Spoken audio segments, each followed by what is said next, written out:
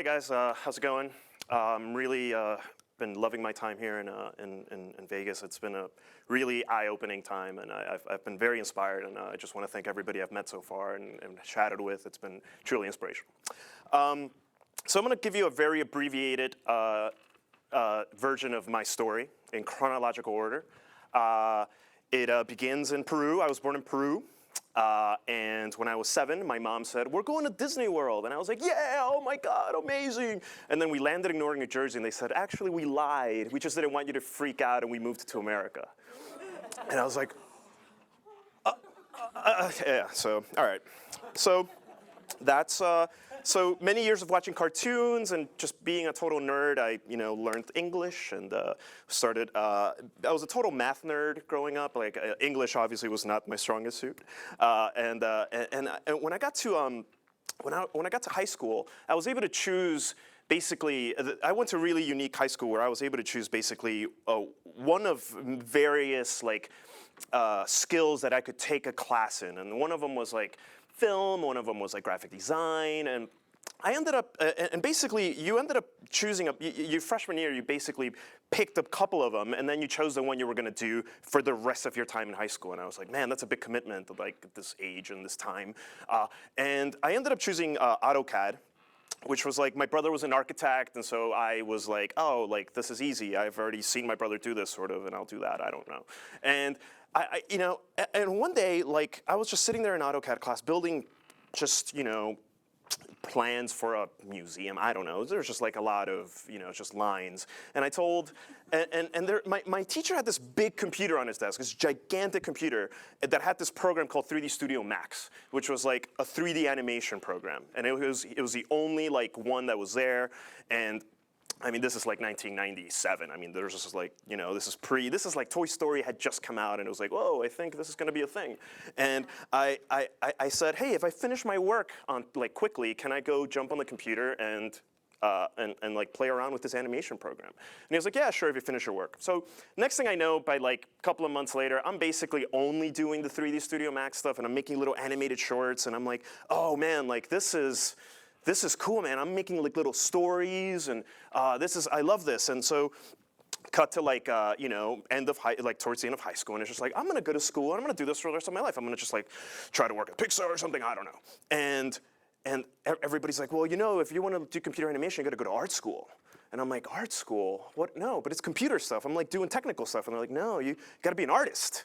I'm like, oh, but all I've ever done is like programming and this and that, and next thing I know, I'm like drawing as much as I can to try to get into like art school. And I ended up getting into Pratt Institute, basically because the portfolio person just said, you have basically nothing to show me that shows that you're an artist.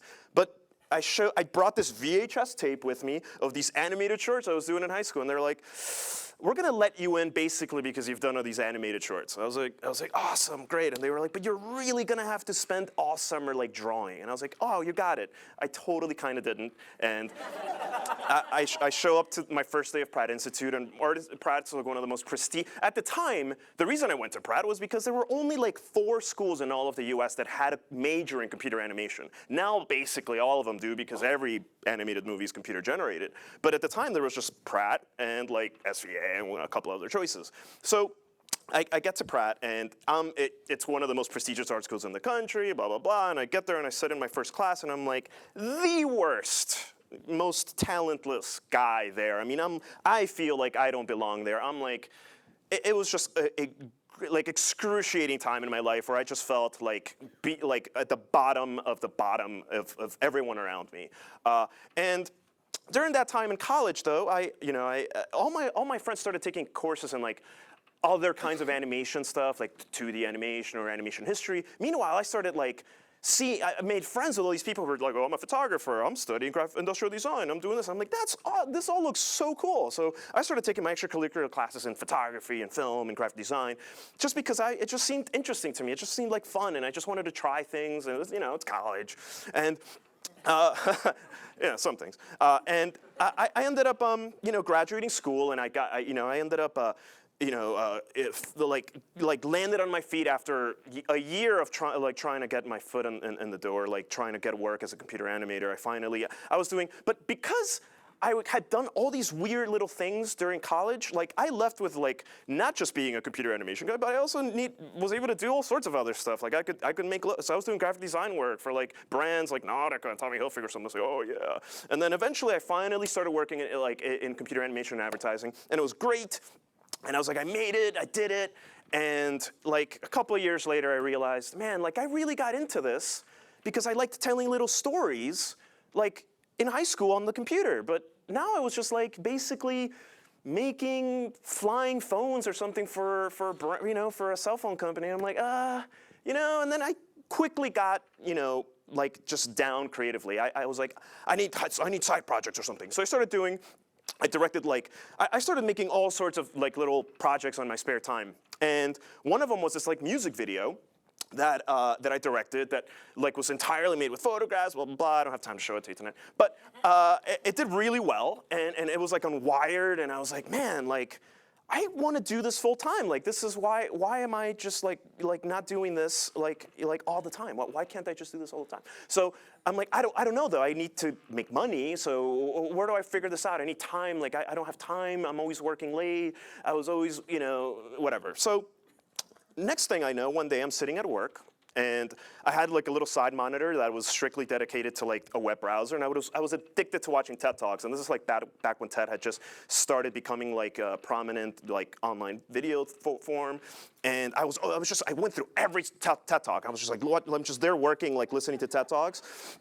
And one day, they premiered a new TED Talk, and it was called The Power of Time Off by Stefan Sackmeister, who went to Pratt Institute, and he's like, taking a year off every 7 years to like do anything he wants to do creatively, and I'm like, oh, I need to do that, and that was my moment, and literally as soon as that talk ended, I grabbed a pad, I grabbed a pen, and I was like, how do I save enough? How much money do I need to survive for a year, and how long will it take me to save that? And long story short, I basically had to cut my check in half and have that go into a separate bank account that I didn't touch, and I said on my 30th birthday, I'm going to quit my job, and I'm going to just live for a year. I don't know what's going to happen, but I'm just going to try and live. And you can start playing the video so this is, the first second is literally my 30th birthday.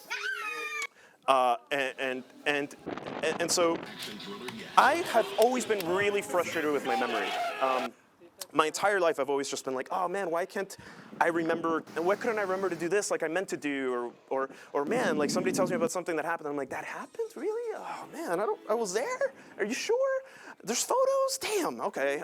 And I was thinking like, okay, so I'm turning 30, and when I think back on like the day I turned 20, like what the hell was I doing when I was 20? I have no idea, like the basic, like, I know where I was when I was 20. I was in college, this and that, but like, what did I do on August 17th, 2004, or whatever? Like, I have no idea.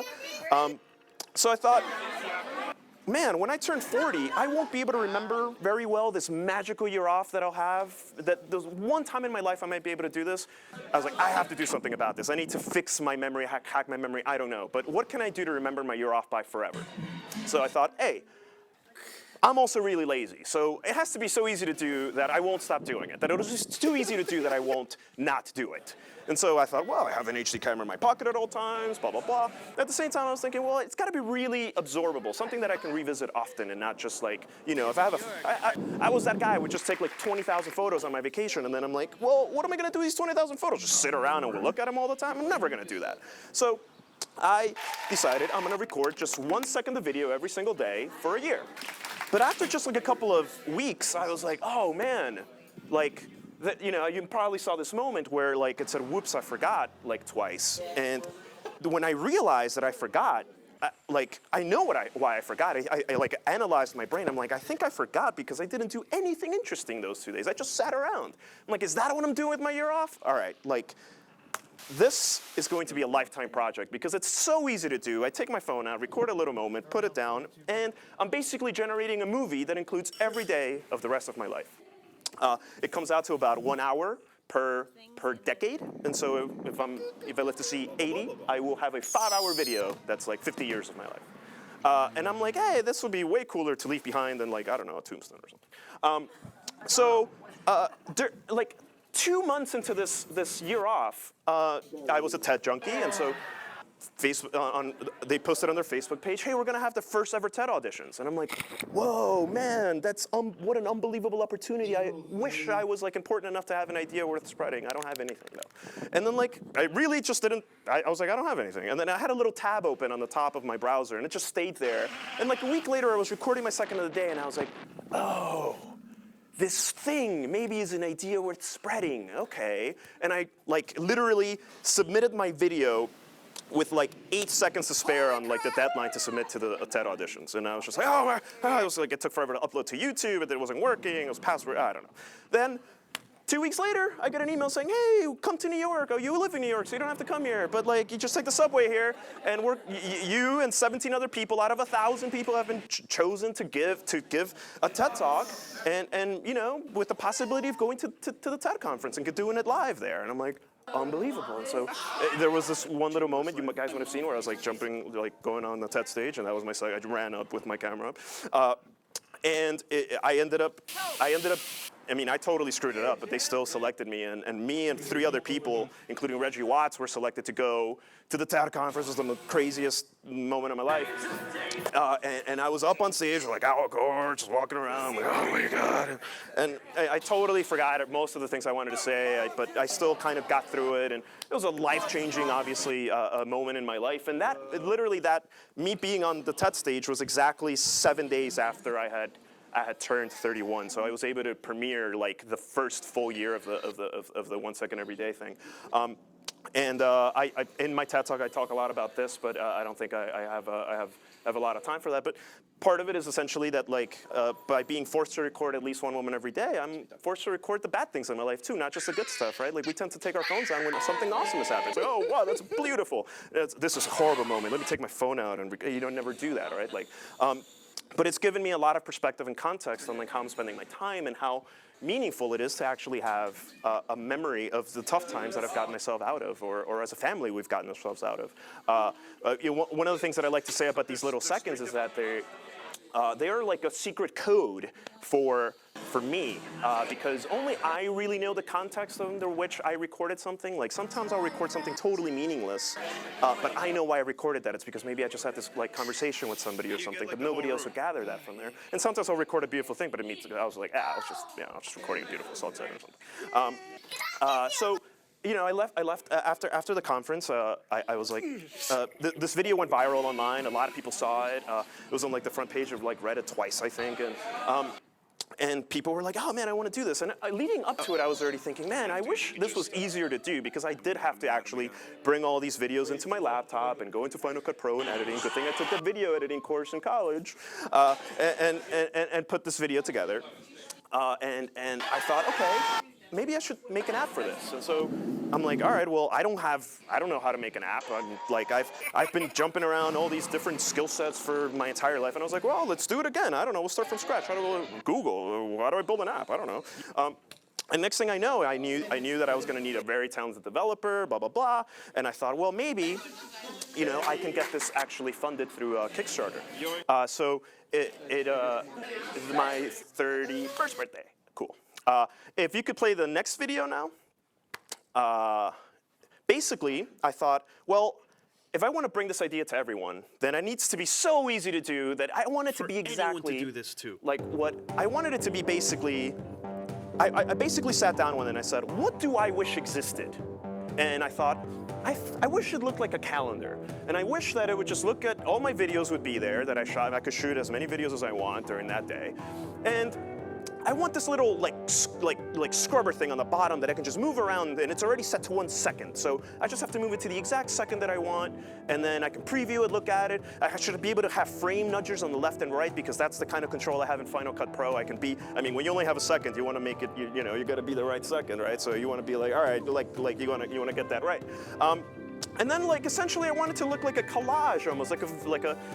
This is every single day of, you know, my life, you know, from starting on the moment that I start using the app. So I've been actually.